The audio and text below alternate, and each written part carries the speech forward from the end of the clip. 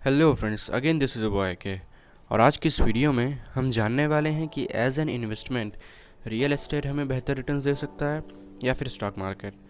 और स्टॉक्स में हम इंडिविजुअल स्टॉक्स को कंसीडर नहीं करेंगे, क्योंकि अच्छे स्टॉक्स ढूंढ पाना हर किसी के बस की बात नहीं। इंस्टेड हम इंडेक्स फंड जैसे कि निफ्टी को कंसीडर करेंगे। निफ्टी यानी जिसमें इंडिया की टॉप 50 कंपनीज आती हैं। So let's begin. इंडिया में अगर लास्ट 20 ईयर्स का देखें तो रियल एस्टेट में हमें 8 से 10% का और निफ्टी में 16% का पर ईयर का रिटर्न मिला है। इसे हम CAGR भी बोलते हैं। CAGR यानी कंपाउंडेड एनुअल ग्रोथ रेट।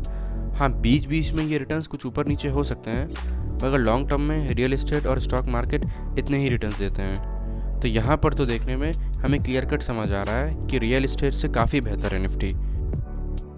लेकिन एक सेकंड होल्ड करिए। हम किसी भी इन्वेस्टमेंट को किसी दूसरी इन्वेस्टमेंट से ऐसे डायरेक्टली कंपेयर नहीं कर सकते। किसी भी एसेट को डिटेल में स्टडी करने के लिए हमें उसकी अर्निंग कैपेसिटी को समझना होगा। तो चलिए हम एक एग्जांपल से समझते हैं। मैंने इंडिया की लगभग 100 डिफरेंट लोकेशंस को डिटेल में स्टडी किया है, और उसके बिहाफ पर जो डेटा निकल के आया है वो कुछ ऐसा है कि अगर आपने 1 करोड़ का घर खरीदा है तो आपको पर मंथ 21,000 रुपये किराया आएगा। तो 21,000 इंटू 12 लगभग साल का ये 2.5 लाख रुपये होता है। अब एक बार मैं फिर बता दूं कि ये एक जनरलाइज डेटा है। कोई ज़रूरी नहीं है कि आपको 1 करोड़ की प्रॉपर्टी पर 20,000 ही किराया मिले। कुछ ऊपर नीचे या कम ज़्यादा भी हो सकता है। तो अब आप उस 1 करोड़ की प्रॉपर्टी पर PE कैलकुलेट करें।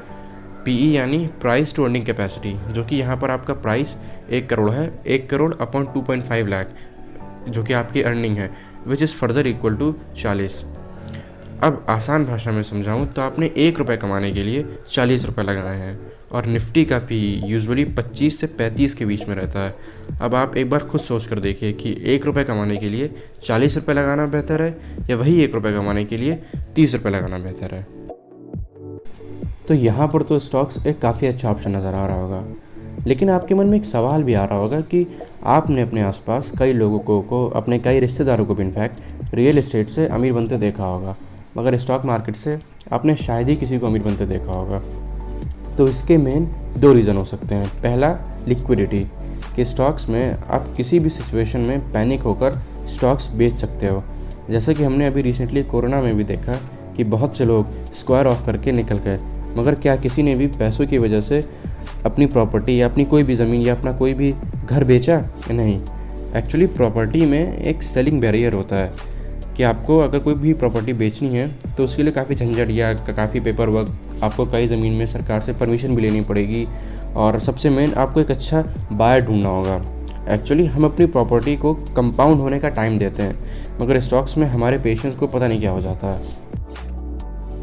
अब जो दूसरा रीज़न है जिस वजह से लोग रियल एस्टेट में ज़्यादा पैसा कमा लेते हैं as compared to stock market, वो है स्टॉक मार्केट के फ्रीक्वेंट क्रैशेस, जो कि रियल एस्टेट में नहीं होते हैं। देखिए, स्टॉक मार्केट क्रैशेस को लोग बहुत नेगेटिव होकर देखते हैं, मगर मेरे हिसाब से ये बेस्ट टाइम होता है स्टॉक मार्केट में पैसे लगाने का, क्योंकि इस टाइम आपको स्टॉक्स 30 to 40% डिस्काउंट में मिल जाते हैं, और यही वो टाइम है जिसका इन्वेस्टर्स बेसब्री से इंतज़ार करते हैं। अब तो आपको समझ में आ गया होगा कि वॉरेन बफेट भी क्यों कहते हैं कि be greedy when others are fearful and be fearful when others are greedy.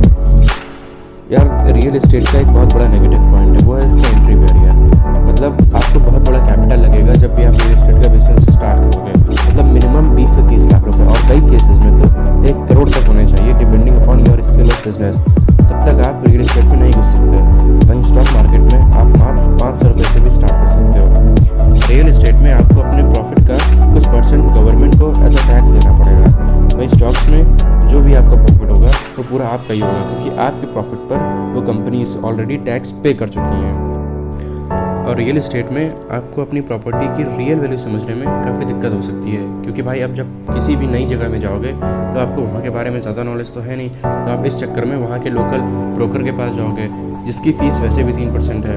और कभी कभी तो ऐसा होगा कि आप जब अपनी प्रॉपर्टी बेच दोगे तो उसके बाद आपको ये बात पता चलेगी कहीं और से कि हाँ भाई, आप अपनी प्रॉपर्टी को 4-5 लाख रुपए और में बेच सकते थे। और स्टॉक्स में ऐसा कुछ भी नहीं है, आपका सारा डेटा ऑनलाइन किसी भी वेबसाइट पर अवेलेबल होता है। और हाँ, रियल एस्टेट में आपको अपनी प्रॉपर्टी का ख्याल रखना पड़ता है कि भाई कहीं आपकी प्रॉपर्टी पर कोई हड़प न ले, मतलब ऐसे काफ़ी कुछ सीन होते हैं। और स्टॉक्स में ऐसा कुछ भी नहीं है। आपने एक बार स्टॉक्स खरीद लिए किसी कंपनी के या किसी इंडेक्स फंड के, आपने स्टॉक्स खरीद लिए, तो उसका ख्याल सेबी रखेगी। सेबी यानी security and exchange board of India. अब इस वीडियो में यहाँ तक आने के बाद आप में से कईयों के दिमाग में ये आ रहा होगा कि stock market is far better than real estate, लेकिन ऐसा नहीं है। अगर आप